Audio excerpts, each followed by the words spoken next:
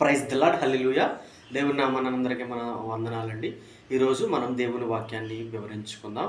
దేవుని వాక్యము సంఖ్యాకాండము 14వ అధ్యాయము 11 నుంచి 13 వరకు చదువుకుందాం. యెహోవా, ఎన్నాళ్ళు వరకు ఈ ప్రజలు నన్ను అలక్ష్యము చేయుదురు? ఎన్నాళ్ళ వరకు నేను వారి మధ్యన చేయి సూచక క్రియలను చూచి నన్ను నమ్మిక యుందురు?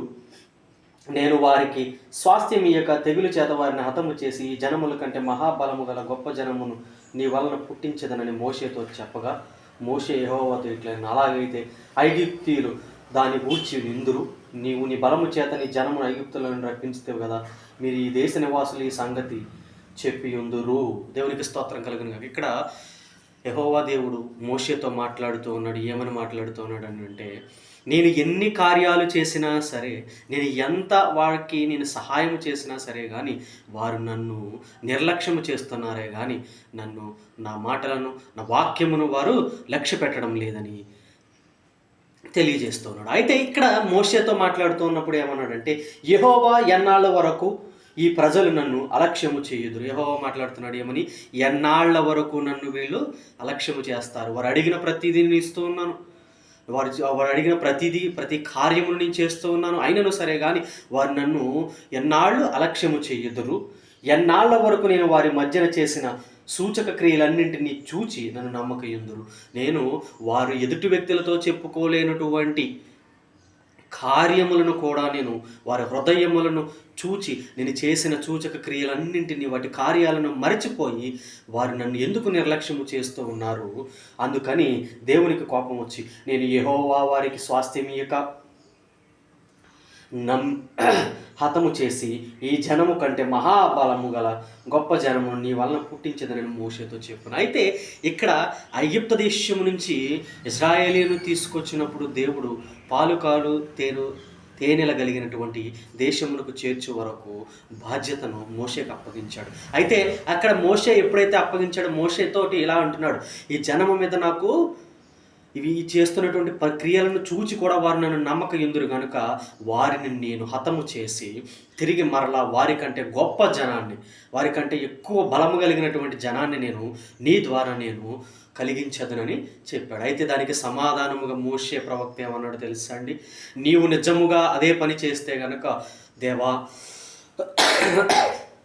నీవు గనక ఆ పని చేస్తే గనక నీ విషయమై ఐగుప్తీయులందరూ ఈ విషయాన్ని విందురు. ఒకవేళ విన్నారనుకో, నీ దేవుడా మీ దేవుడా అని వెళ్ళారు కదా, ఏం చేశాడు మీ దేవుడు, మిమ్మల్ని అక్కడ హతము చేశాడనే విషయాన్ని వారు పదే పదే చెప్పుకుంటూ ఉంటారు తండ్రి. అందుకని నీవు నీ బలము చేత ఈ జనమును ఐగుప్తులో నుండి రప్పించుతావు కదా, నీ బలము చేతే కదా వారందరిని ఐగుప్తుల నుంచి రప్పించావు, అలాంటిది నీ బలము చేత వారిని ఎంతవరకు పాలుకాలుల దేశం వరకు కూడా నువ్వు నడిపించగలవని నేను నమ్ముతున్నానని మోషే వారికి తెలియజేశాడు. అయితే ఇక్కడ మనం తెలుసుకోవాల్సిన విషయాలు ఏమిటి అంటే, దేవుడు ఎప్పుడూ కూడా మనల్ని విడిచిపెట్టకుండా మనకి ప్రతి సూచక క్రియను కూడా చేస్తూ ఉన్నప్పుడు నీవెందుకు ఇంకా నమ్మిక ఉంచడం లేదు? ప్రియ సహోదరి సహోదరుడా, దేవుడు నీతో మాట్లాడుతున్నాడు ఏంటనంటే, నీ జీవితంలో నీకు చేసిన మేలుని జ్ఞాపకం చేసుకొని దేవుని ఎదుట మోకరించి ప్రార్థన చేసినప్పుడు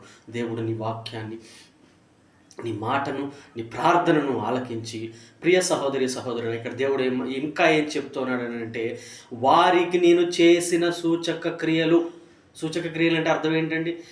దేవుడు వారికి ఇచ్చినటువంటి ఈ వాక్యాన్ని బట్టి లేదా ఈ గ్రంథాన్ని బట్టి మీరందరూ కూడా దేవునిలో నమ్మిక ఉంచితే దేవుడు చేయు కార్యములు ఎవ్వరికి కూడా తెలియవండి. ఎవ్వరికి కూడా నీ హృదయానికి అవి తెలియవు. దేవుడు అద్భుత కార్యము చేయువాడు, ఆశ్చర్య కార్యాలు చేయువాడు. ప్రియ సహోదరి సహోదరుడా, మనము ఇశ్రాయేలీయుల వలె దేవుని సూచక క్రియలను చూచి కూడా మనం నమ్మిక ఉంచని ఎడల మన పరిస్థితి కూడా ఆ రీతికే వస్తుంది. కానీ దేవుడు విడిచిపెట్టేవాడు కాదు. నీకు మరొక అవకాశం ఇస్తూ ఉన్నాడు. ప్రియ సహోదరి సహోదరుడా, నీకు మరొక అవకాశాన్ని ఇస్తూ ఉన్నాడు. నువ్వు దాన్ని సద్వినియోగపరచుకోవాలి. నాయన, దినములు చెడ్డవి గనుక, దినములు తక్కువగా ఉన్నాయి, దినములు చెడ్డవి గనుక సమయం పోనీయక నువ్వేం చేయాలి? ప్రార్థన చేయాలి. దేవునికి స్తోత్రం కలుగును గాక.